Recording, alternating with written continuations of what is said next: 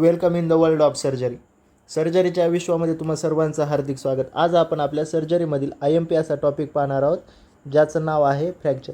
आज आपण फ्रॅक्चरविषयी माहिती पाहणार आहोत. सुरुवातीला आपण याचं इंट्रोडक्शन पाहूया.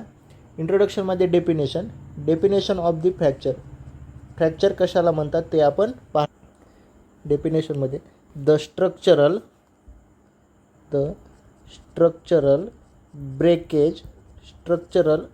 breakage in the continuity of the bone.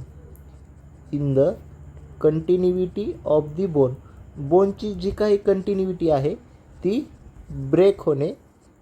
Breakage in the continuity of the bone, that condition is known as the fracture.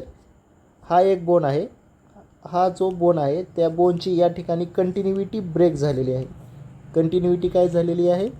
Break झालेली आहे. Breakage in the continuity of the bone, that condition is known as the fracture. तर ह्याला काय म्हणतात? Fracture असे म्हणतात. Breakdown in the continuity of the bone, that condition is known as the fracture. In short, it is ulcer on the bone.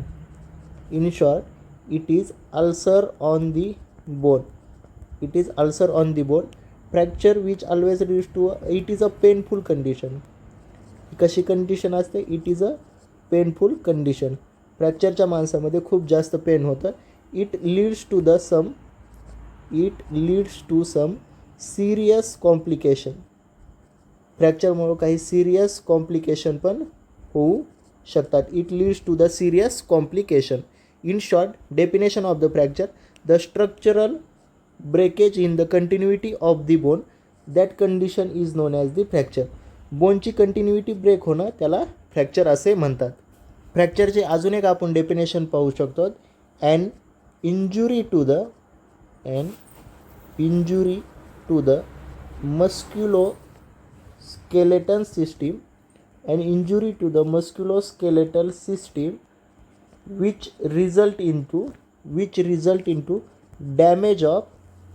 which result into damage of bone, muscle, tendon, joint, etc. That condition किंवा that injury is known as the fracture. And an injury to the musculoskeletal system which result into damage of bone, muscle, tendon and joint, etc. That condition is known as the fracture. या इमेजमध्ये पाहू शकतात. आपली definition काय आहे? An injury to the musculoskeletal system. ही काय आहे? Muscle. ही आहे मसल. हा आहे bone. And injury to the musculoskeletal system. Muscle आणि स्केलेटल सिस्टीमला इंजुरी होणं आणि which result in to the damage of, या ठिकाणी दिसू शकतो. हा जो बोन आहे हा डॅमेज झाला आहे. Damage of bone. त्यानंतर मसल. या ठिकाणची मसल पण काय झाली आहे? डॅमेज आहे.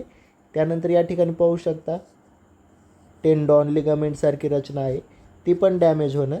टेंडॉन, लिगामेंट यासारखी रचना पण काय होणं? डॅमेज होणं. या कंडिशनला काय म्हणतात? Fracture. And injury to the musculoskeletal system which result in to the damage of bone, muscle, tendon and joint, that condition is known as, यालाच काय म्हणतात? तर फ्रॅक्चर असे म्हणतात. चला तर मग हे फ्रॅक्चर कशामुळे होतं, याचे कॉज काय आहेत ते आपण पाहूया. Fracture are generally seen due to. Fracture हे दोन कंडिशनमध्ये होत असतं. एक आहे ट्रॉमा. एखाद्या गोष्टीचा ट्रॉमा बसला तर होतं ट्रॉमा. आणि दुसरं आहे सम पॅथॉलॉजिकल कंडिशन. कॉजेसमध्ये दोन, ट्रॉमा आणि पॅथॉलॉजिकल कंडिशन. यामधील trauma is most common cause of fracture. Pathological आणि ट्रॉमामध्ये most common trauma having two types.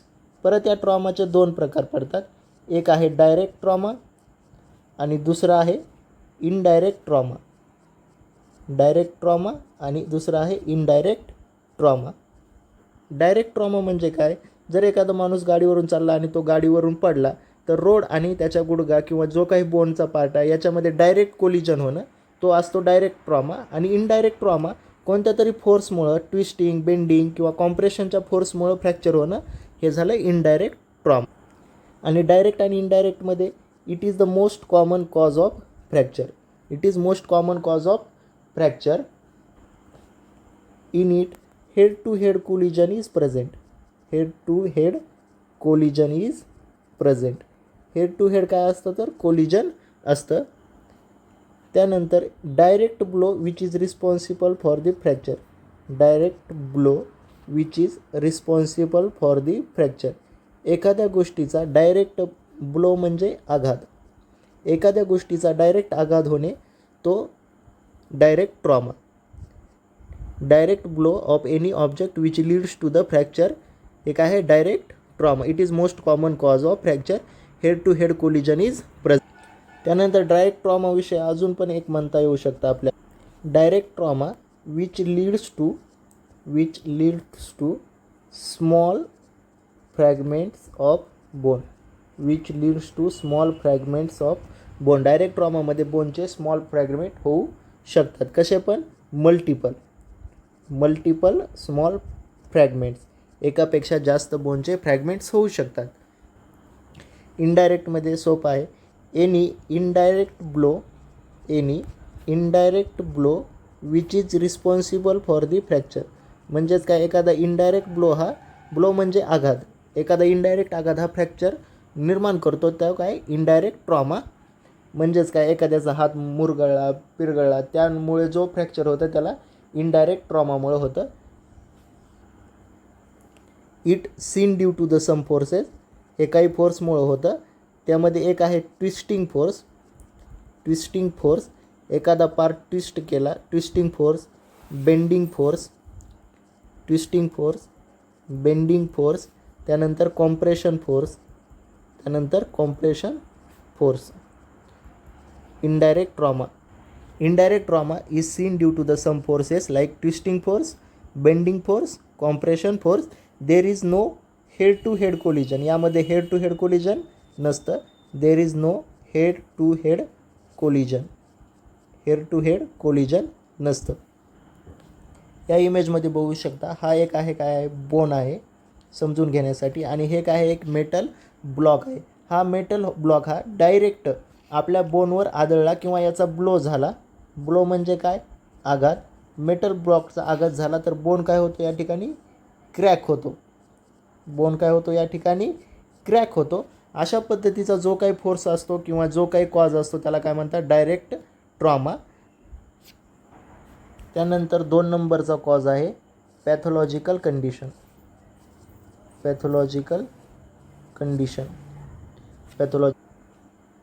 Due to the some pathological condition bone which becomes weak. काही पॅथॉलॉजिकल कंडिशनमुळे बोन काय होतात तर वीक होतात. त्यामुळे एनी मायनर फोर्स किंवा एनी नो फोर्स और एनी मायनर फोर्स ॲप्लाय केला तर काय होतं फ्रॅक्चर होतं. याला काय म्हणतात पॅथॉलॉजिकल कॉज. असे काही डिसीज आहे की त्यामुळे काय होतं आपलं बोन वीक होतं. आणि वीक झालेल्या बोनवर थोडा पण फोर्स ॲप्लाय केला किंवा कधी थोडा पण नॉर्मली ट्विस्टिंग बेंडिंग फोर्स जरी ॲप्लाय झाला तरी बोन काय होतो फ्रॅक्चर होतो. That is known as pathological cause. यामध्ये जो बोन दिसतो तर हा एक पॅथॉलॉजिकल कंडिशनमुळं काय झाला आहे बोन वीक झाला आहे. असा बोन जो असतो तो एनी मायनर ट्रॉमा किंवा थोडा पण फोर्स अप्लाय केला तरी काय होतं फ्रॅक्चर होतं. अशा कंडिशनला पॅथॉलॉजिकल कॉज असे म्हटलं जातं. कोणत्या कंडिशनमुळं बोन वीक होतो तर काही गोष्टी आहेत. DM म्हणजेच डायबेटिक मेलिएटस. त्यानंतर ऑस्टिओस्पोरोसिस.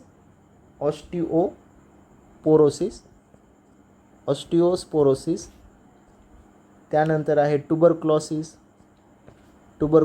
त्यानंतर मॅलिग्नन्सी. त्यानंतर हायपरथायरॉइडिझम.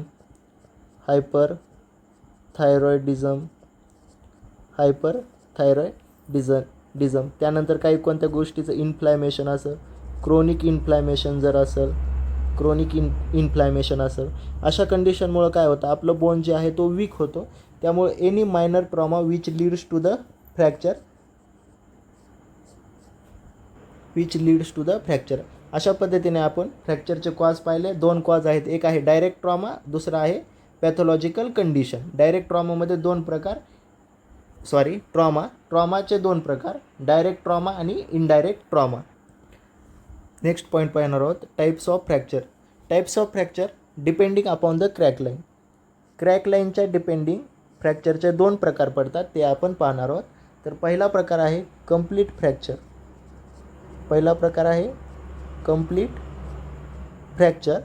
दुसरा प्रकार आहे इनकम्प्लीट फ्रॅक्चर.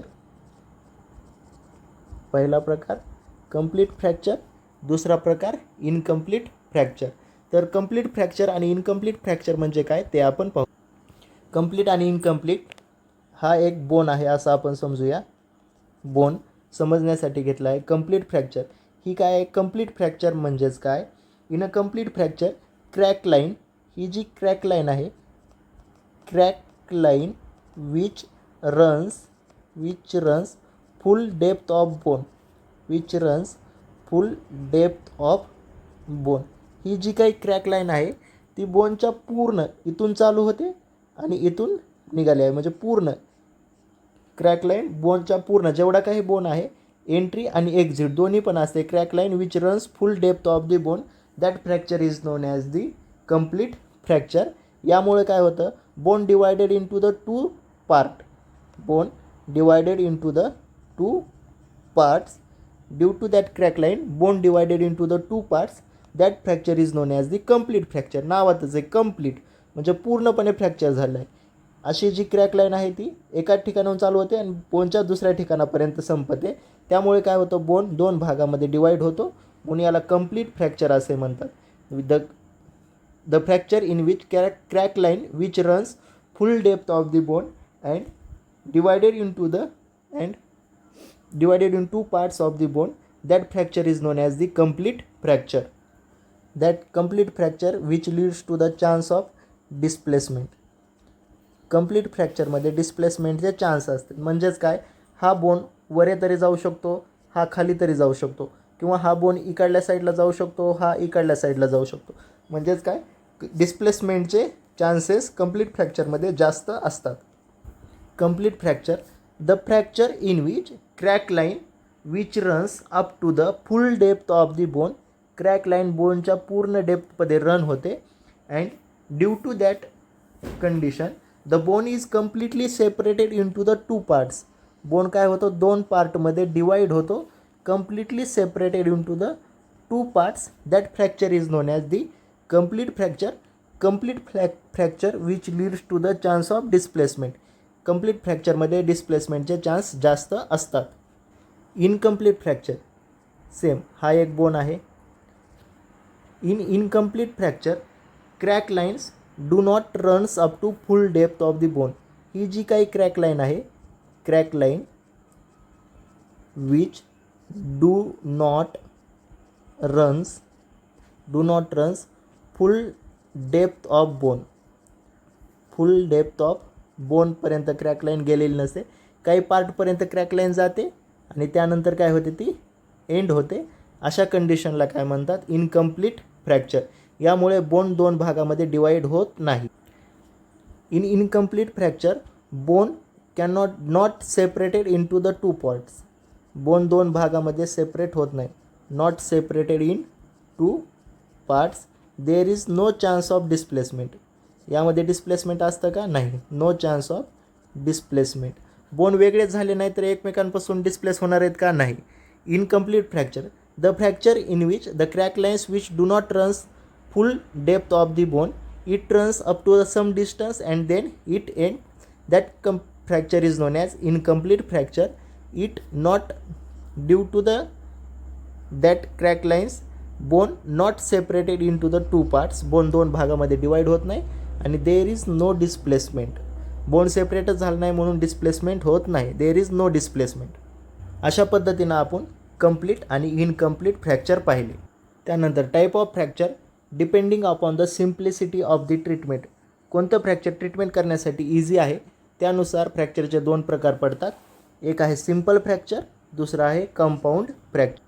सुरुवातीला पाहूया simple fracture. The fracture in which bone is fracture only in 2 bony fragments. 2 bony fragments. Bone काय असतो, फक्त 2 भागांमध्येच विभागलेला असतो किंवा 2 भाग, फ्रॅक्चरमुळे 2 भाग तयार झाले असतात. या डायग्राममध्ये पाहू शकता, हा जो बोन आहे हा फ्रॅक्चर झाला आहे, यामुळं या बोनचे 2 भाग पडलेले आहेत. हा एक भाग आणि हा दुसरा भाग. असं जी फ्रॅक्चर असतं त्याला काय म्हणतात, simple fracture. In this type the bone is fracture in only 2 bony fragments. त्यानंतर bone fragments are not displaced. Bone fragment काय झाले असतात, एकमेकांपासून दूर गेलेले नसतात किंवा त्यांच्यामध्ये डिस्प्लेसमेंट नसतं. Not displaced. There is no laceration to surrounding structure. यामध्ये जे काही सराउंडिंगचं स्ट्रक्चर आहे, no laceration to the surrounding structure. Laceration नसतं. त्यानंतर it is easy to treat.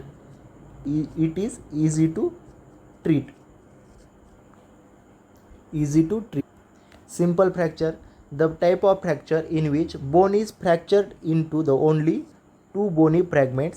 Bone फक्त 2 फ्रॅगमेंटमध्येच फ्रॅक्चर झालेलं असतं. That is known as a simple fracture. No displacement. बोनचे 2 फ्रॅगमेंटमध्ये जास्त डिस्प्लेसमेंट नसतं. No laceration to the surrounding structure आणि easy to treat. That type of fracture is known as the simple fracture. या ठिकाणी बघू शकता, ही जी डायग्राम आहे ही कंपाऊंड फ्रॅक्चरची आहे. बोन काय झाला आहे, 2 किंवा 2पेक्षा जास्त भागामध्ये काय झालं आहे, ह्याचे फ्रॅक्चर झालं आहे, बोनी फ्रॅगमेंट झालेलं आहे. याला काय म्हणतात, कंपाऊंड फ्रॅक्चर. यामध्ये डिस्प्लेसमेंट पण आहे. The fracture in which bone is cracked in multiple fragment. Bone is cracked in multiple fragment. यामध्ये फ्रॅक्चरमुळे बोनचे मल्टिपल फ्रॅगमेंट झाले असतात, म्हणजे अनेक तुकडे झाले असतात, multiple fragment. That fracture is known as the compound fracture. In compound fracture displacement of bone fragment is occur. Displacement of bone fragment एकमेकांपासून दूर गेलेले असू शकतात. त्यानंतर laceration to the surrounding structure. Laceration to the surrounding structure म्हणजे जे काही सराउंडिंगचं blood vessels आहेत, त्यानंतर नर्व वेसल आहेत, त्यानंतर टेंडॉन आहेत, लिगामेंट आहेत, या काय झाल्या असतात, लॅसरेटेड झालेल्या असतात. It is difficult to treat. Treat करायला कसं आहे तर डिफिकल्ट असतं. याला काय म्हणतात, compound fracture. The type of fracture in which the bone is fracture or a cracked in to the multiple fragment. बोनचे 2पेक्षा जास्त फ्रॅगमेंट झालेले असतात, त्या फ्रॅक्चरला कंपाऊंड फ्रॅक्चर असे म्हणतात. Due to that multiple fragment displacement occurs. कंपाऊंडमध्ये डिस्प्लेसमेंट असतं, laceration to the surrounding structure and it is difficult to treat. That type of fracture is known as the compound fracture. Depending upon the intact of skin the fracture is also divided in to the 2 types. एक आहे open fracture, दुसरा आहे closed fracture. Open fracture आणि closed fracture. The fracture which break overlining of skin. The fracture which break overlining of skin and tissue. That fracture is known as the open fracture. ज्यामध्ये बोनच्या वरची जी काही skin आहे किंवा tissue आहे ते फाटून bone बाहेर आलेलं असतं, त्याला काय म्हणतात, ओपन फ्रॅक्चर. या इमेजमध्ये जे काही फ्रॅक्चर दिसतं आहे हे ओपन फ्रॅक्चर आहे. It is open fracture. का? कारण it break the overlining skin and tissue. या फ्रॅक्चरमध्ये ही जी काही ओव्हरलाइनिंग स्किन आहे, टिश्यू आहे, हे काय झालेले आहेत तर ब्रेक झालेले आहेत. That type of fracture is known as the open fracture. काय झाले आहे, सगळे ब्रेक झालेले आहेत. अशा पद्धतीच्या फ्रॅक्चरला ओपन फ्रॅक्चर असे म्हणतात. ओव्हरलाइनिंग स्किन असेल किंवा टिश्यू असेल, हे काय झाले आहेत, ब्रेक झालेले आहेत. आणि हा जी बोन आहे, फ्रॅक्चर झालेला बोन, हा बोन बाहेर आलेला आहे. यालाच काय म्हणतात, ओपन फ्रॅक्चर. त्यानंतर fracture side which exposed to the environment. Exposed to एन्व्हायरमेंटसोबत काय झालेले असते, एक्सपोज झालेले असते. Expose to the environment, it leads to the some serious complication. It leads to serious complication किंवा serious infection. It leads to the serious infection and difficult to treat करण्यासाठी कशा असतात, तर डिफिकल्ट असतात. Difficult to treat. Open fracture break the overlining of skin and tissue. या इमेजमध्ये पाहिलं, fracture site get exposed to the environment, it leads to the some serious infection and it is difficult to treat. The type of fracture in which overlining skin which remain intact. वरची स्किन फाटत नाही, काही नाही. Overlining skin which remains intact. That type of fracture is known as the closed fracture. Not exposed to environment.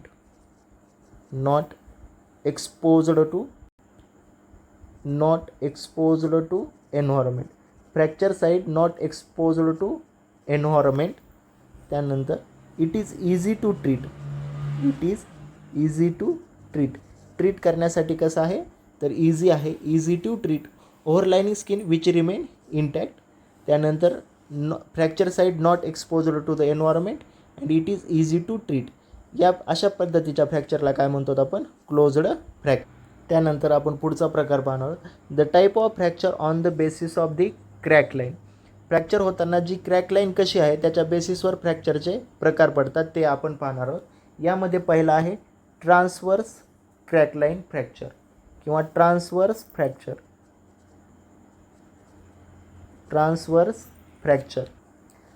पहिला आहे transverse fracture. In this type of fracture the crack line which is perpendicular to the long axis of the bone. ही जी काही crack line आहे, the type of fracture in which the crack line which is perpendicular to the long axis of the bone.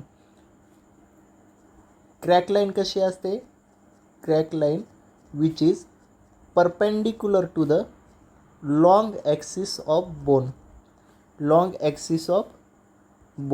बोनच्या long ॲक्सिससोबत perpendicular असते, अशा पद्धतीने. याला काय म्हणतात, ट्रान्सवर्स फ्रॅक्चर किंवा और crack line which is transverse to the long axis of bone. That type of fracture is known as the transverse fracture. That type of fractures are seen due to the bending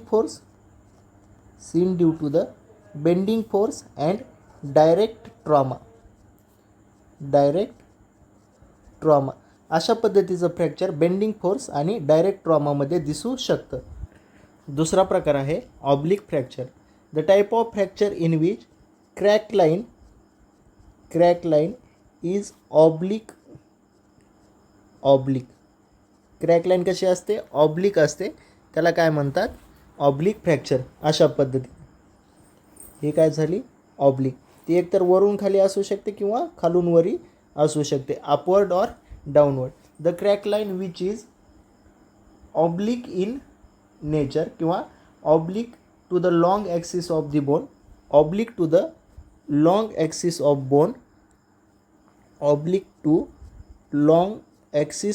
bone. That fracture is known as the oblique fracture. The crack line which is downward or upward. Crack line which may be downward. Crack line downward पण असू शकते किंवा upward पण असू शकते, or upward from starting point.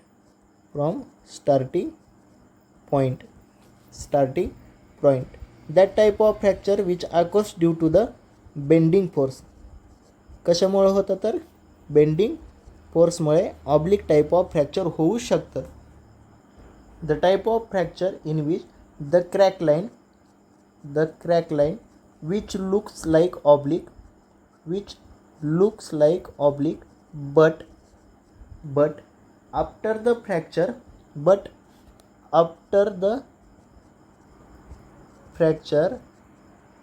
after the fracture the bony fragment the bony fragments twisted on each other, the bony fragment which twisted on each other. यामध्ये crack line कशी असू शकते, ऑब्लिक असू शकते, परंतु फ्रॅक्चर झाल्याच्या नंतर हे जे काही बोनी फ्रॅगमेंट आहे हा एक आणि हा दुसरा हे काय होतात, ट्विस्ट होतात, एकमेकांपासून काय होतात, ट्विस्ट होतात. अशा पद्धतीला फ्रॅक्चरला स्पायरल फ्रॅक्चर असे म्हणतात. विच ऑकर्स ड्यू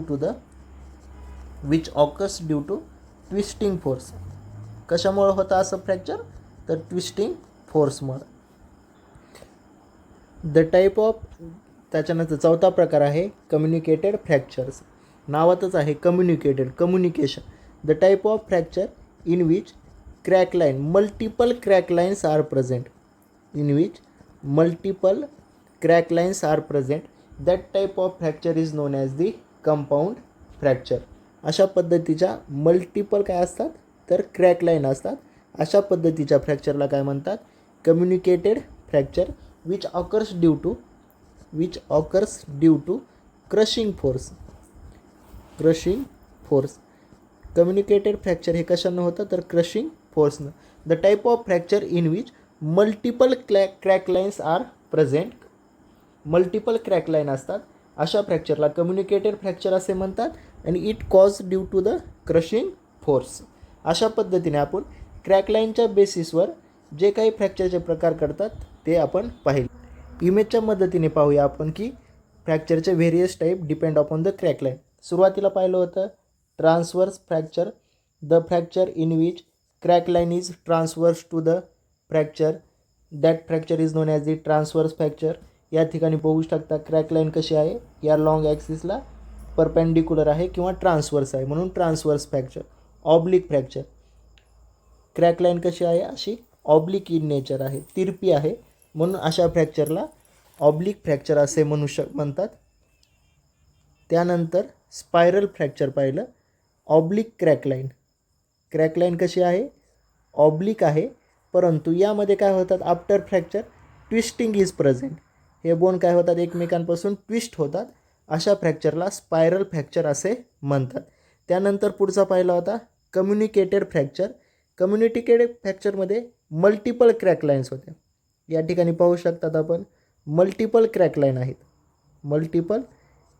लाईन आहेत.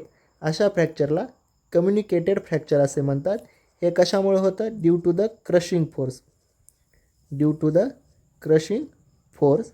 Spiral fracture due to the twisting force. त्यानंतर due to the bending force. Oblique fracture due to the bending force. आणि transverse fracture due to the bending force or direct trauma. त्यानंतर segmental fracture पण एक प्रकार आहे. त्यानंतर the type of fracture on the basis of डिस्प्लेसमेंटच्या बेसिसवर फ्रॅक्चरचे दोन प्रकार पडतात. एक आहे अनडिस्प्लेस्ड फ्रॅक्चर